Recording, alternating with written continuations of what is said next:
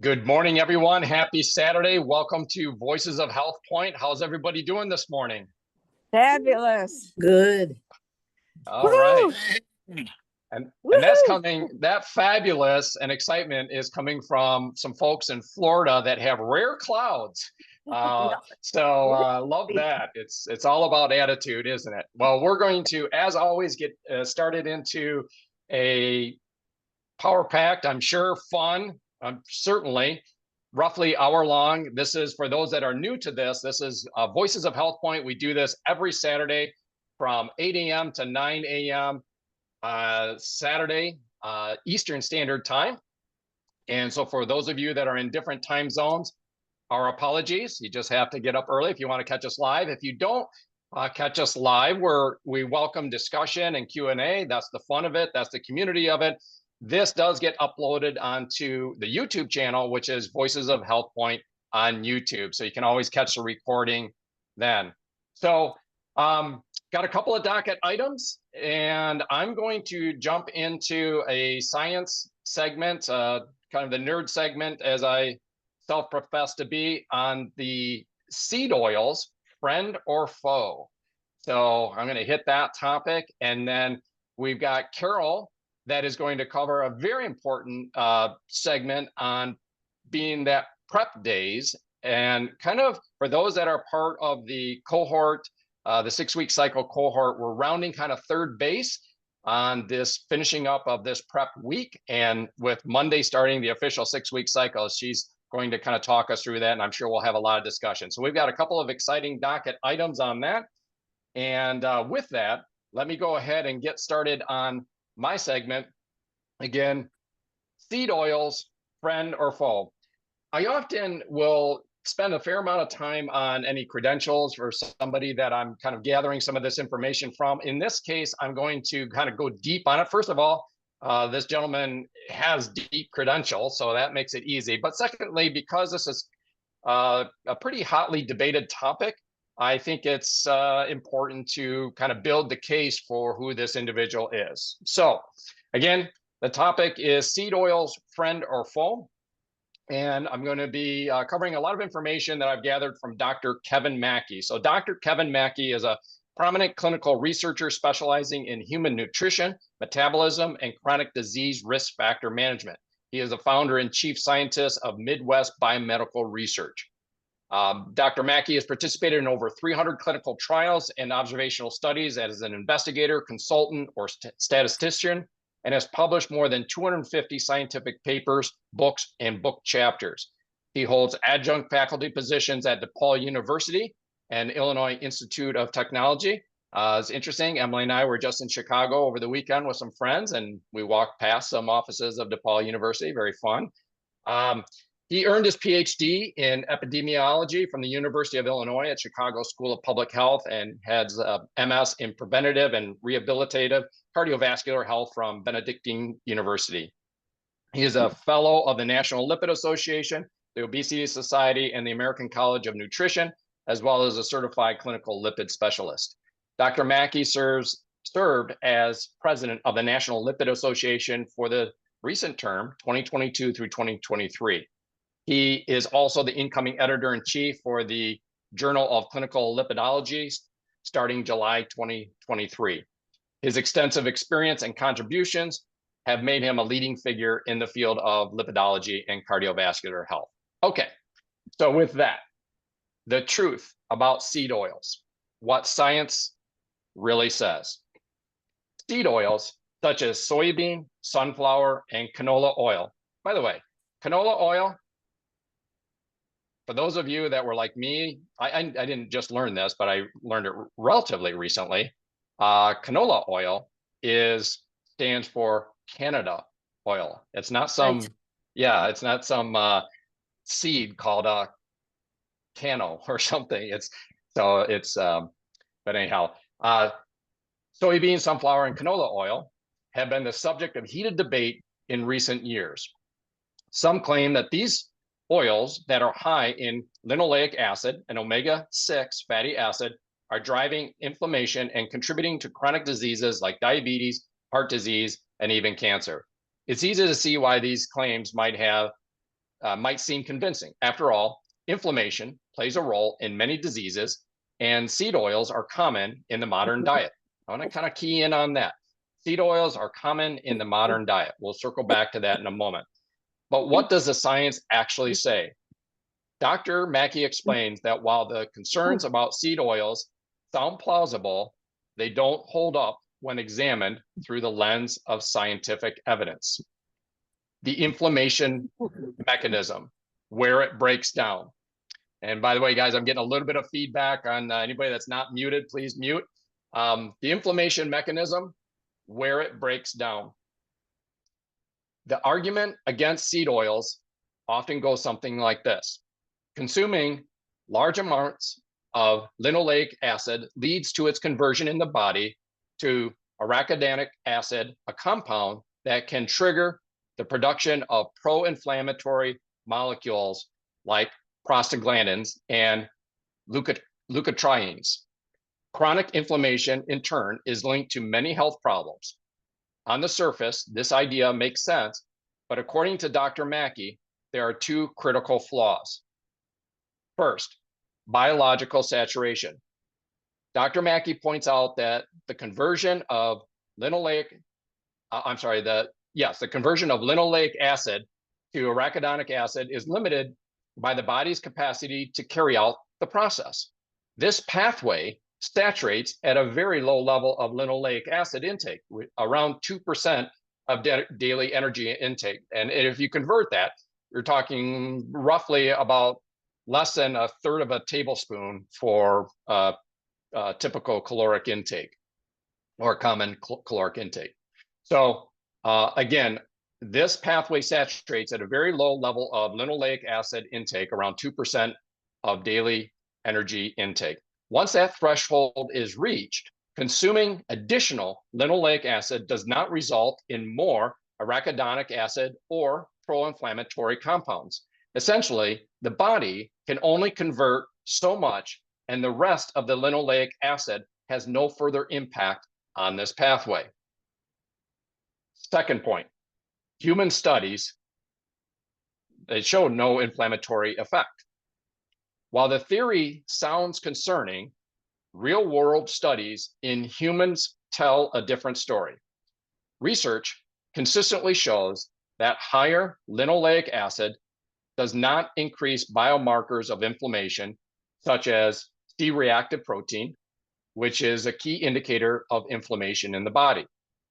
Dr. Mackey himself has conducted studies, as have others, and the results are clear. There is no evidence that consuming seed oils increases inflammation in humans.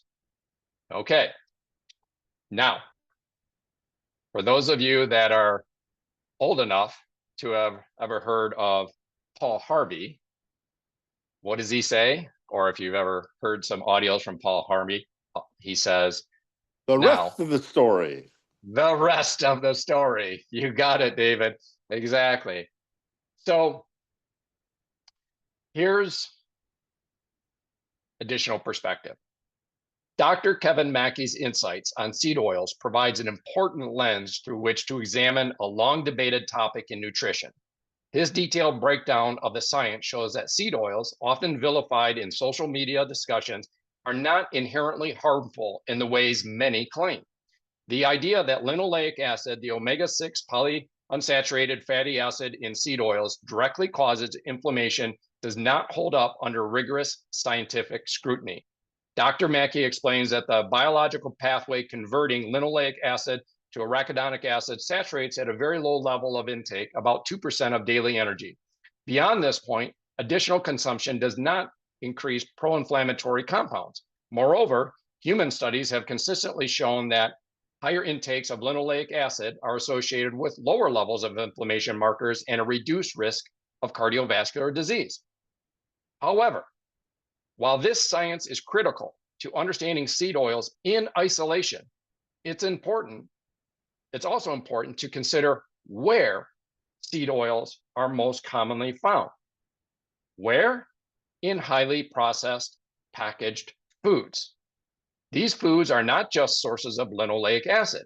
They are often loaded with refined carbohydrates added sugars, and other additives. The combination of these elements creates a recipe for poor metabolic health. The science is clear that excessive consumption of refined carbohydrates can spike blood sugar levels, trigger insulin resistance, and drive the development of chronic inflammation, high triglycerides, obesity, and type 2 diabetes. The problem then is not necessarily the seed oils themselves, but the context in which they are consumed. Processed foods such as chips, cookies, crackers, and fast food items are convenient and ubiquitous, but they often contribute to a diet that is calorically dense and nutritionally poor. These foods typically displace whole, nutrient-dense options like fruits, vegetables, lean proteins, and healthy fats that are critical for overall health. This perspective bridges the gap between understanding the science of seed oils and acknowledging the broader dietary patterns that lead to chronic health issues. While Dr. Mackey's research helps dispel myths about seed oils, it also highlights the importance of looking at the bigger picture. By reducing our intake of processed foods, where seed oils, refined carbs, and added sugars often coexist, and focusing on whole, minimally processed options, we can address the root causes of many chronic diseases. In doing so, we shift the narrative from demonizing a single ingredient to promoting a sustainable, science-backed approach to nutrition. Okay, there's my segment on seed oils, friend or foe. Any thoughts, comments, discussions? And again, many have muted, and thank you for that if there was any background noise. When you were talking about the canola oil, it makes me think of a number of years ago, we were speaking for Jake and Helene Funk up in Canada. And when we were dropped off at the airport, or, picked up at the airport, we were going to Red something or other. It was a smaller town to do our speaking engagement. And we were driving through miles and miles and miles of canola oil plants. And that's when I first learned what canola oil was all about. But your comments from the doctor, Mackey, I'm sure I'm probably mispronouncing it. I think are very well found because it still all goes back to balance. And if you're eating the HealthPointe way, that shouldn't be a problem to begin with. But even if you're in maintenance, again, balance, limitation, and the big one is processed foods. I think he really drives that point home very well. Yeah. Yeah. Back to HealthPointe. Exactly. I mean, once again, and we say this so often, or at least I do so often, that all healthy roads continuously lead back to HealthPointe. So for those that enjoy and want to go down the rabbit holes of the science, that's fun. But those that want to keep it just high level and simple and really don't care to go into the science, it's very simple. Just follow HealthPointe time and time again, where these various studies and research and pontifications on things, when they net out, it just comes back to follow the HealthPointe program. You can do it for life. It's sustainable. So yeah, good stuff.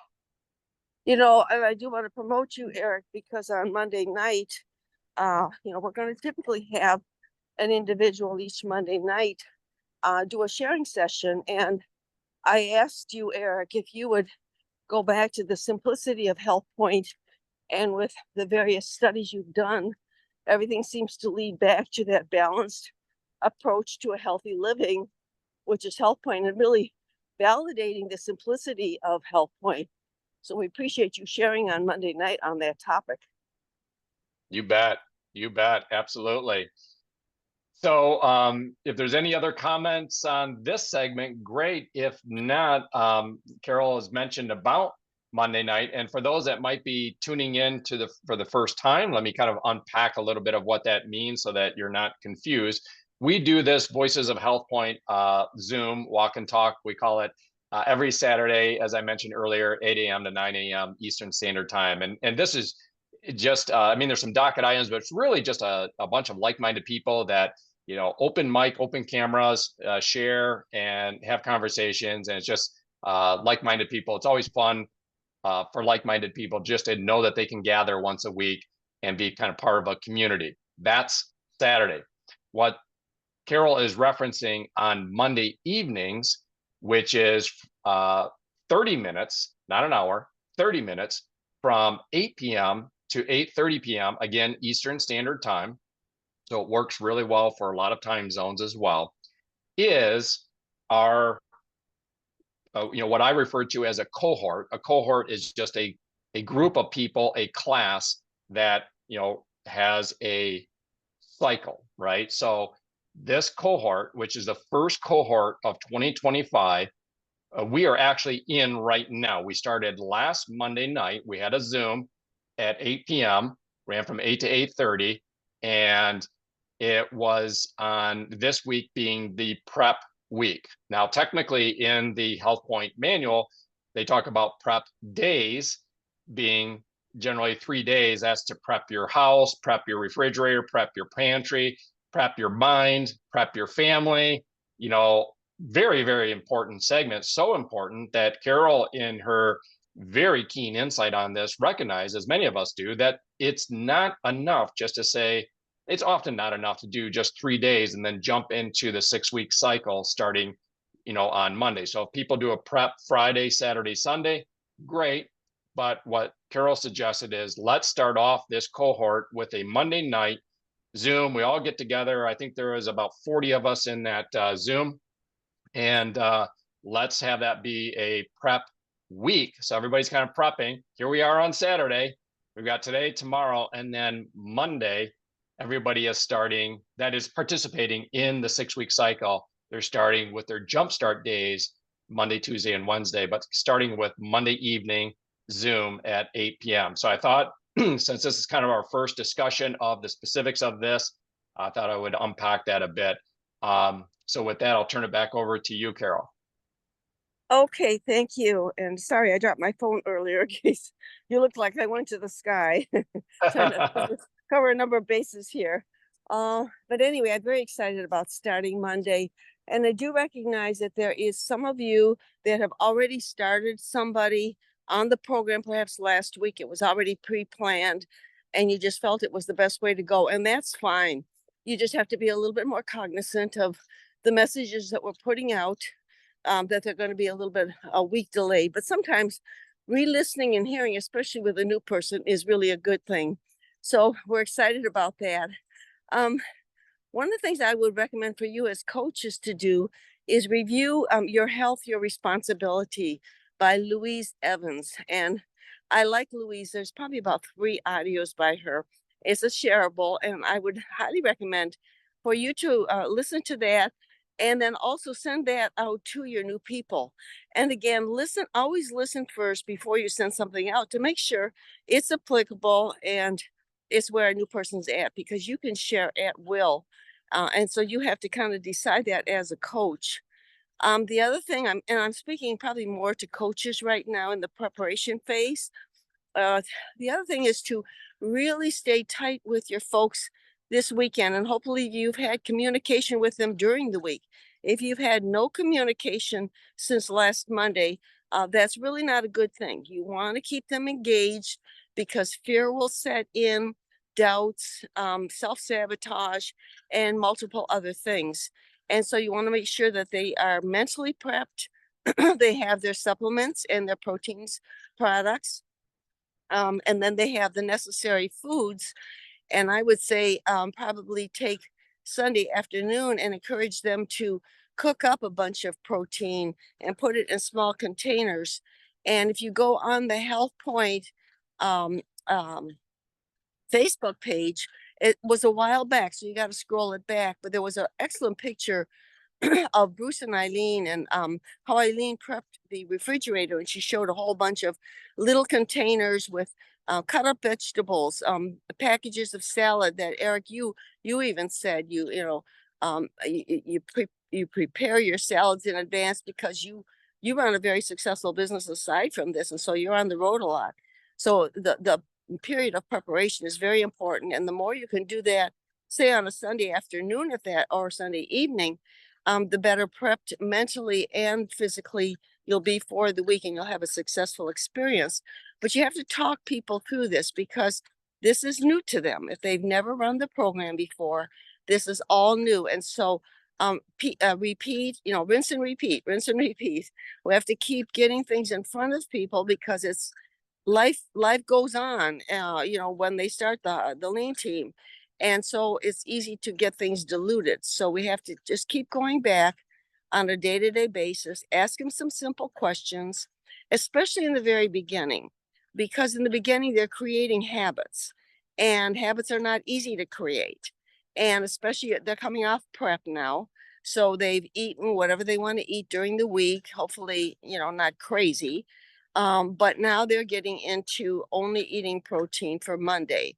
So today, Sunday, you want to make sure that they understand about the eating the protein, where they find the protein selections in their guide or their app, and what ones do they like.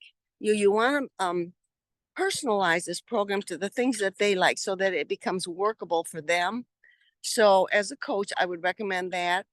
Also, it's interesting because just talking to people that are prepping that I'm personally coaching, one of the gals ended up in the hospital with pneumonia, but she was mentally prepared. And she said, I got my supplements with me.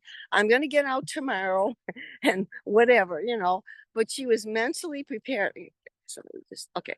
She was mentally prepared that she's still going Monday and she knows she's in her prep days. And so I think that repetitious getting in front of people really helps them to stay focused and excited and positive about their new journey of health. I would say also when you're going into, we call them protein days, but the jumpstart days are protein days, but they're 3 to start the program. So I like to use that jumpstart the first 3 days of the full cycle so they can kind of differentiate that from a regular Monday protein day that they're going to take. And so I think fiber is something very important for them to have. And I'm trying to remember, I know I mentioned it on HealthPointe last week, but I don't know if I mentioned it on Monday night, but it's important to have fiber. We have a great fiber product. Chia seeds is another great one. Black chia seeds we've used for years. The thing with chia seeds is when you put it into a protein or a liquid, give it about 5 minutes to bloom, and it kind of blossoms up and swells up, and it's really good. I love it. I put it in my shake every day. So things like that.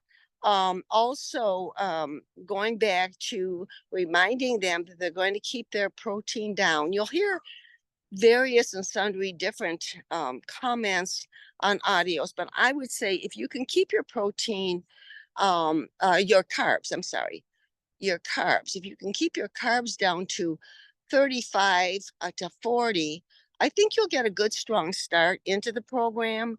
If you go much higher than that, I would use those little keto sticks that sometimes you'll hear about. You can get them at the drugstore, and you just urinate on them in the morning. And if they change color, you're in ketosis. So it's kind of a little backup. The reason I don't promote them too heavy is I don't think I ever was able to get that color to change. And I don't think Nancy Morton was either. But if somebody wants to use something like that, they can use it. Just, don't put 1,000% emphasis on it, especially if they're eating properly. I don't think I would hit real hard on keto flu because many people go through protein days very comfortably. And in fact, they enjoy the simplicity of a protein day. So I don't think I would say, now, if you get keto flu, and then they're going to expect getting keto flu. Keto flu is just kind of an upset, headachy feeling when you're eating protein and you're flushing the carbs out of your system. But, some of them might never get that at all. But what you might want to do is be checking with them. they have their first successful day of protein days. You might say, how you feeling? Oh, I feel great. I mean, that was so simple today. I'm anxious for another day. That's great. You don't bring up keto flu at all. If they say, man, I just, I'm not feeling real good. Okay, great. Let's do this. You have those wellness bars. In the morning before noon, try to get a wellness bar in with a lot of water. What that will do is that will kind of neutralize that, because sometimes a few people will feel a little bit of an upset. So they feel like they're a little bit more of a minority, not that everybody gets keto flu, because you're programming people. And but that is a way that they can take those wellness bars, and they can have them in the morning up until noon.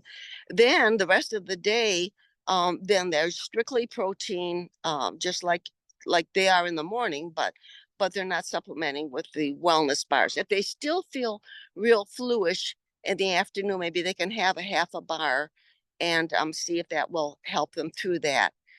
Some people do it very successfully for 3 days. I think Bruce and Eileen, if I remember correctly, and you guys, you're on the call, you can correct me. I think you did very well on your jumpstart or your protein days always. And so you might want to have a little input on that. But these would be some of the things that I would keep, again, very close contact with my new people on. And communication is key. If they feel like they're out there by themselves and they're the only ones this or that or the other thing, then you're not going to have a successful experience. They need to feel like whatever they're feeling, oh yeah, that's, this is the way we take care of that. And we just don't put a huge amount of emphasis on it. And then I think the last thing I would say is make sure that they're listening, they're reading or listening to their messages, their daily messages, even if they've done that during the week. It's very important tomorrow morning for them to listen to day one of the protein days or the jumpstart days. They've listened to the 3 prep days. Now now we're going to go into the actual program, and so they're going to want to go into those jumpstart days and help them find the proper message. And it's not horrible if they don't find the proper message, but it is helpful, because those are really good to keep a person on target for that particular day and help them through that day. The other thing, and this is something I found with 1 or 2 people, was that they had ordered but hadn't gotten in yet their book, their ANTS book, automatic negative whatever book, which book I'm talking about. Automatic negative thoughts. Thoughts. Yeah, I'm just drawing a blank here. It makes sure that they are getting into that. I think that first chapter of that is just so helpful to people to realize that they're not the only ones having feelings like they're having.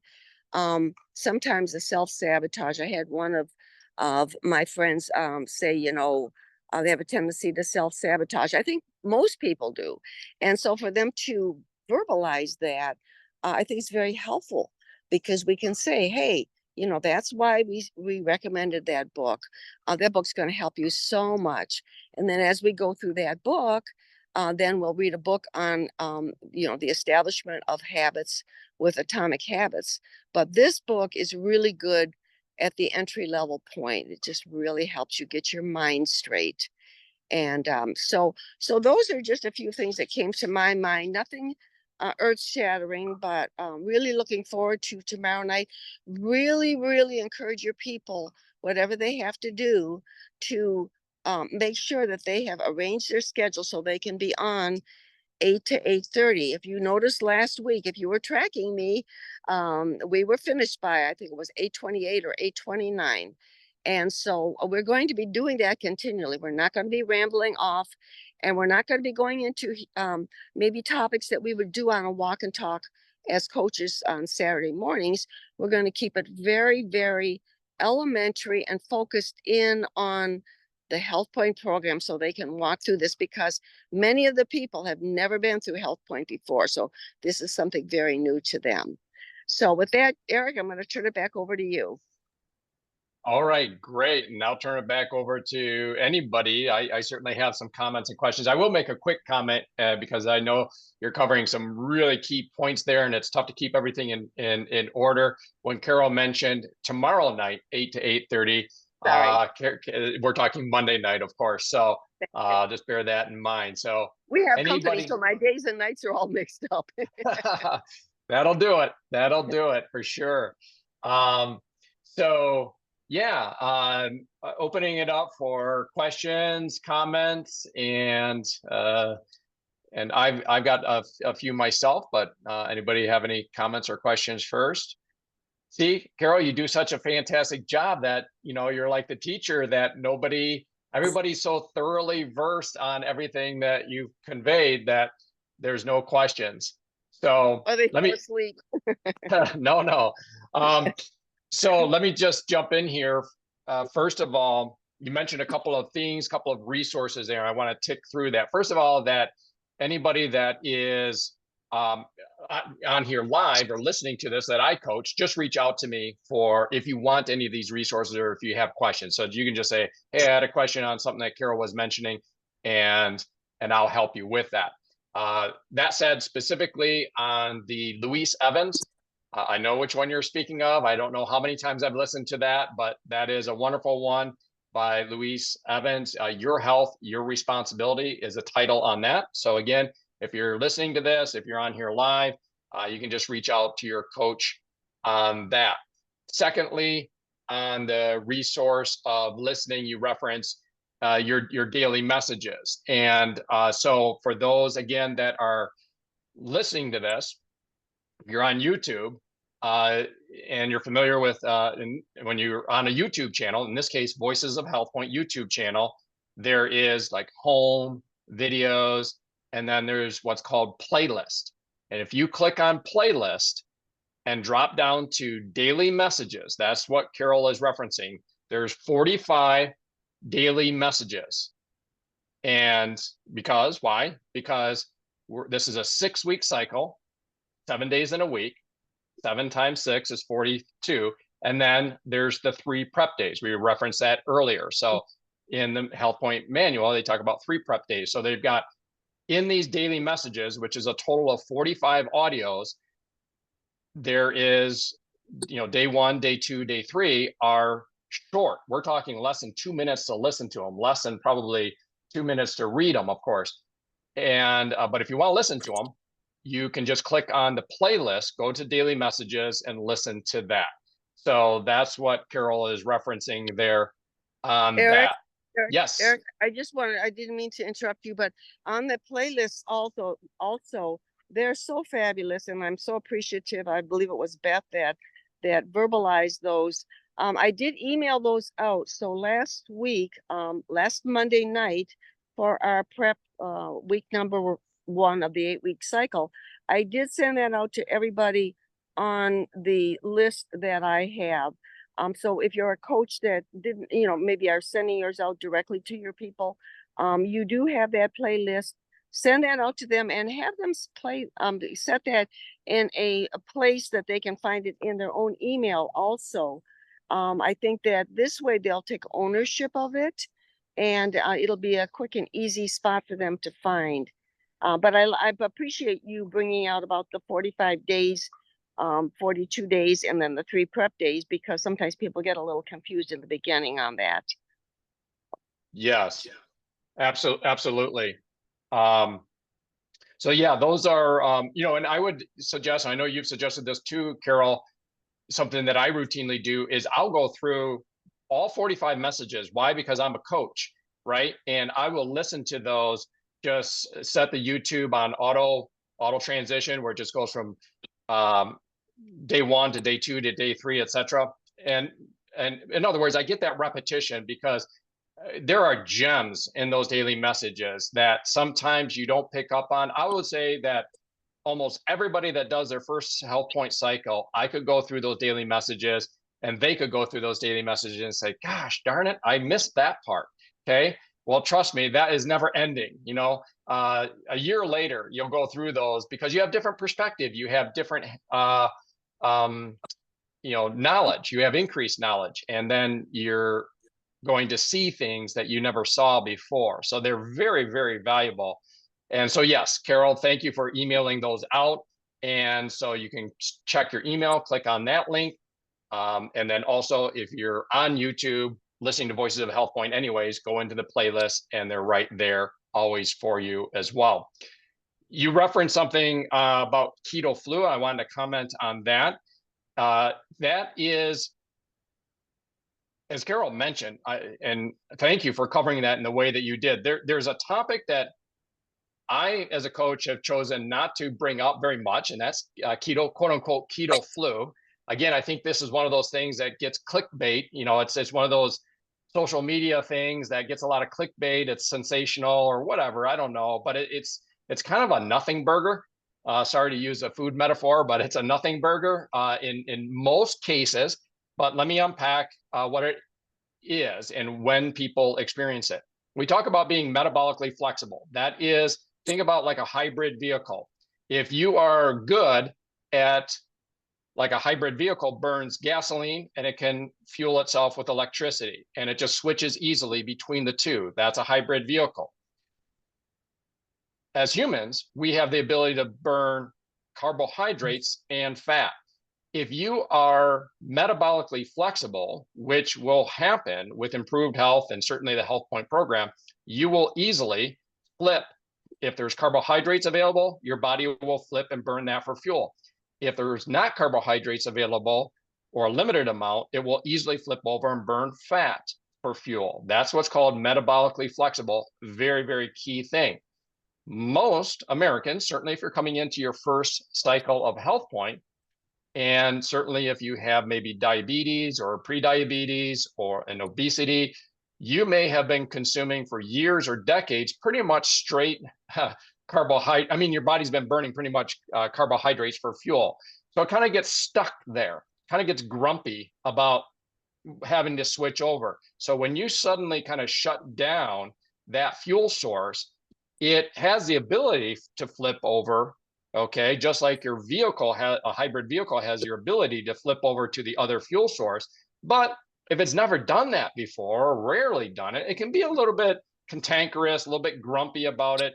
And that can show up in quote unquote keto flu. That's what that is. The beauty is, once you become metabolically flexible, guys, metabolically flexible is freedom. People that do HealthPointe and have been doing HealthPointe for years, things like cravings and being, quote unquote, hangry, hungry and angry, that almost never happens because your body quickly flips over to the other fuel. So it's really freeing if you find yourself, kind of in an area where you're not getting much food. Maybe you're in an airport, you're catching a plane or whatever. Instead of like going out of your mind, with, anger and high emotions, you're kind of chill because your body has flipped over and it's burning fat for fuel. You're good to go. So definitely metabolically flexible equals freedom. And next, you mentioned about keto strips. I would recommend, and guys, these are available on Amazon. Keto Mojo, I know this is black on black. So keto, spelled Keto, Mojo. It'll come up in your search. Get, if you want to, a glucometer. Okay, now you can also get a glucometer at like a pharmacy. These will run at a pharmacy, like a Walgreens or something like that. You can get them probably down around $20. A Keto Mojo or other glucometers are going to be in that range from $20 to $50. I highly recommend Keto Mojo. And again, reach out to me if, just message me if you need the link or need help on this. But you're going to get in here, you're going to get this package. It fits well to carry with you. You're going to get this. This is what's called a lancet. Okay, don't freak out. There's a little lance that goes in there. You cock the thing, you put it on your finger and you poke it, puts a little blood. You'll be fine. It's not any big deal. And then you have the Keto Mojo reader here, and they give you strips. They give you one strip for measuring your glucose. Okay, very important. And the other strip measures your ketones. I will tell you that the urine-based ketone strips are I could unpack the science on this, but to your point, Carol, they are very inaccurate compared to a blood sample. So when you do that, and I don't do that every day anymore, okay? And we've talked about CGMs as well, but in starting the 6-week cycle, in the jumpstart days of Monday, Tuesday, Wednesday, I will be using my Keto Mojo and measuring. And my experience is that for me, it will take a full 3 days of those jumpstart days to get to where I'm registering the levels of ketones, which is in your bloodstream, at the nutritional ketosis level. We won't unpack that right now, but this isn't something where you do, 2 hours of HealthPointe and check your blood and voila, everything's good. For me, it will take usually 3 full days, but at least 2 full days before I'm registering close to 3 millimoles per deciliter on my ketones. So what that translates to, you guys, is at that point, your body will switch over and start burning the subcutaneous fat. It's one of the things that happens. You'll feel great. You'll have great energy. And but it will start saying, hey, all our glycogen is used up. Start looking for long-term storage of fat, which is around our thighs, our hips, our bellies, etc. And it'll start burning that for fuel. And that Can I mention something about fat? I know that it's important. We want to have good fat like olive oils and some of our good clean oils. I would say that when you're starting a person on HealthPointe, if it's not on the list, don't use it. Now, I do know they have margarine on there. I would never recommend somebody to do margarine. I think margarine's a horrible intake. If they have to do something, then I would have them do olive oil and stuff. I would have them start off really minimal on things like fats and butters and add it on, because what they're trying to do is flush out the carbohydrates and get to the fat storage. And if they're constantly eating fat at the beginning of their program, they are just burning the fat that they're eating. They're not getting to the fat storage. And so I would help a person understand that. We're not talking now long-time maintenance. Obviously, there's unbelievably healthy foods that, and even maybe when we get into our metabolic adjustment, but I would say at the very beginning, get-go, I would really stick tight. Tell them, forget the fats, forget the sauces, all of the hidden sugars and salts that are in those things, and just stay with the listings. It might sound a little strict in the beginning, but it doesn't mean forever. And it doesn't, they can even add a little bit, but I think when we tell people they can add fat in and they're starting to count their fat, what they're pretty much doing is pretty soon they're adding butter here and oil there and eating nuts, and they're burning off the fat that they're taking in.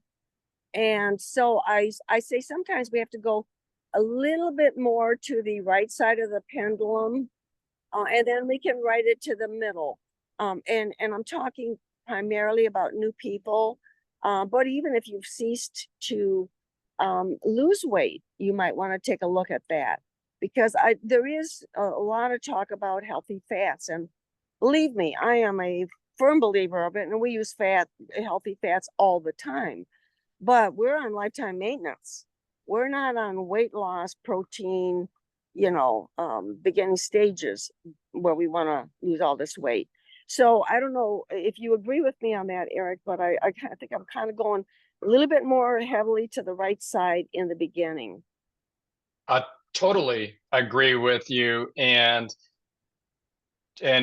also, again, for people that, have their HealthPointe manual, have listened to the daily messages, are following the HealthPointe program, what Carol is saying, what I'll mention a little bit here as well, is consistent with everything that you see in the HealthPointe program, where it says, what is HealthPointe in a nutshell? It is a reduced carbohydrate, reduced fat, adequate protein program. So where people sometimes get confused is they think this is a keto diet.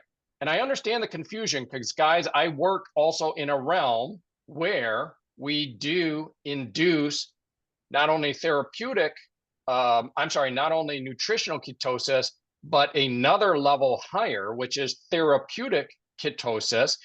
And that can involve, now these are not people that are looking to lose weight, subcutaneous weight, it's for other purposes. But in that, we can have very high fat percentage in terms of their total dietary intake in a day. So if you figure 2,000 calories per day, they can be at a very high percentage of those 2,000 calories, not in carbohydrates, not in proteins, but in fats, healthy fats. That is different, but often gets confused because there's so much out there about keto this and keto that. And here we are talking about using a keto mojo and inducing ketosis. The difference and the distinction is that is simply to induce ketosis for other benefits that they're looking to receive. In this context, you are also inducing ketosis, a level of ketosis, a lower level of ketosis, which is burning fats for fuel, but it's your own body fat. And like Carol said, it's very simple. If you're consuming, you look at what I'll have today in my prep days, I've got the olive oils. I've got my last remaining avocado down there that I'm going to cut in half and have a half of that in my probably lunch today and the other half in tomorrow. Okay, and lots of olive oil in there with that.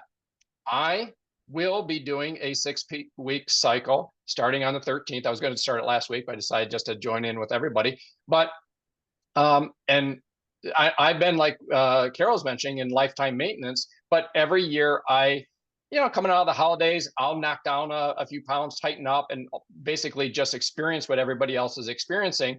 So am I going to have an avocado on Monday? No.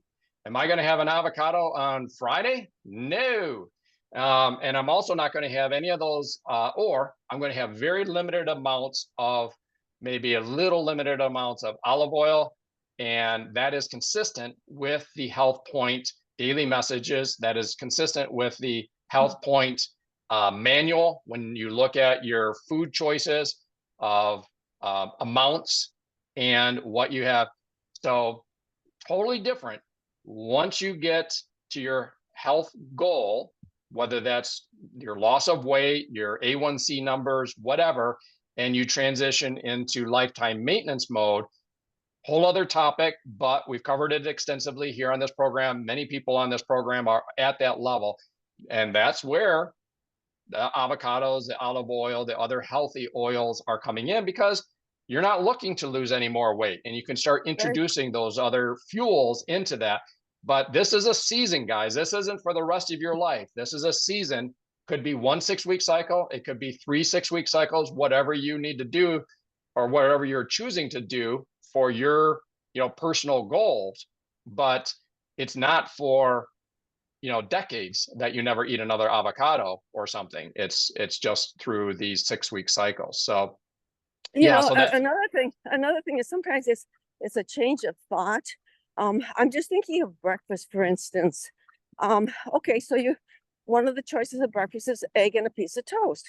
Okay, so how about having a soft-boiled egg and put it on a piece of sprouted grain toast? Forget the butter. You got your egg spread out all over your toast, little salt and pepper, and it is very delicious. And you haven't used butter at all. And so sometimes we need to help them through thinking of some of these things that they normally do. That's just an example. Here's yogurt and fruit. Okay, that was one of the suggestions for breakfast. Okay, a low-fat yogurt, some berries on it, low glycemic, great for you. Fiber. This is not for protein. This is general weight loss. But okay, so maybe it doesn't have a lot of flavor. So you take a little stevia, or maybe a little squirt of a little bit of our twist tube, add a little sweetness to it. You got a wonderful little breakfast parfait there. Throw your chia seeds on there, let them set for a few minutes. And I mean, you are good to go. So we can discuss these things, during the lean team sessions, but there's a lot of fun things you can do, and you don't have to keep those old habits. You mentioned something there, Carol, about chia, and I knew there was something that I wanted to comment on from your earlier. I love how you have a communication style and semantics that are so wonderful. You use the term, you put them in the water or the liquid and let them bloom, I think is what you said. Oh my gosh, I'm stealing that term from you. Because here's the Eric description of that. I try to motivate people by saying, oh, they're wonderful. You put them in the liquid and you let them set for 5 minutes and they get a nice gelatinous crunch. that somehow bloom sounds way more attractive than gelatinous crunch. Sorry, guys. I've heard you say that, Eric. Yeah, you have, Julie, haven't you? All right. So I'm being called out by Julie here on the live call here. Thank you for. You know where I heard that? You know where I heard that? I was buying a bag of chia seeds from, I think it was Marshall's. And I was checking out, and this young guy said, oh, have you ever used these before? I said, yeah. He says, make sure you, my battery's getting low. Are you there? Oh, yep. He says, make sure you let them sit till they get nice and slippery and plump like a grape. And I thought, that a grape versus a raisin. Okay, they go in as raisins. After 5 minutes, they turn into a grape. Sometimes those physical, psychological pictures in their mind just work. Yes, totally. And and guys, we are coming into the last 5 minutes or so, maybe a little bit longer, but yeah, so whether you use the term bloom, which is way better than gelatinous crunch, but thank you, Julie, for sticking with the program despite my coarse description of this product. But the context that you were covering it, and I do want to circle back to that because I said that and you mentioned, Carol, actually, that there's some topics that no need to introduce and kind of talk about unless it comes up, and that was the quote unquote keto flu. We talked about that, but the other one that, I don't know, strangely, maybe it's just the circles that I run in, or maybe it's an American thing, but kind of a third rail topic that sometimes you don't talk about, which is things like constipation and bowel movements and stuff like that. And when it comes to HealthPointe, it's very important to have an ease about the conversation about that. That is when we're talking about chia seeds or our fiber powder product. Why are we talking about that? Now, if we're talking about fiber powder product, people kind of associate that and say, yeah, that makes sense. And they kind of associate it. But if we're talking chia seeds, what's the association? The association is fiber. And I would add this, is that you want to be consuming, and you can look up the numbers for, it's different for man or woman. It can be in the range of 30, 35 grams of soluble fiber per day for most women, higher for most men, maybe 40, close to 50 grams. And if you're trying to get that from fruits and vegetables, even when you move into into menu plan days, starting on day 4, you may struggle to get the amount of dietary fiber that will keep you in a regular bowel movement, a comfortable bowel movement. And nothing will bonk people off of a program faster than feeling constipated, right? And sometimes they won't say anything, they will just disappear. So ease the conversation about it, have the tools and understandings of the resource. Now, do understand that most people, anytime you make any kind of a change in your dietary structure, your body is kind of confused. There may be a brief constipation moment. Don't let that derail you. Just work with your coach through that. But here's the takeaway point on this. Because it's difficult to get that amount of dietary or fiber through vegetables, carrots, celery, broccoli, whatever. You want to look for sources where you can drink your fiber. And like Carol said, you can add X amount of chia seeds. I use black chia seeds as well, to your, if you're using our wonderful organic protein powder, you can put in my case, I do a little bit of almond milk, unsweetened almond milk. I use a little bit of cooled down coffee, kind of make a little mocha. I put in the chia seeds, let them bloom, as I'll now say. I also put a good amount of good salt in my palm of my hand and dump that in. I don't know what it is, call that a pinch, 2 pinches, 3 pinches, but I put a little bit of that salt in there. And then the 2 scoops of, in my case, the chocolate protein, but I'm getting a good amount of dietary fiber drinking it. Okay.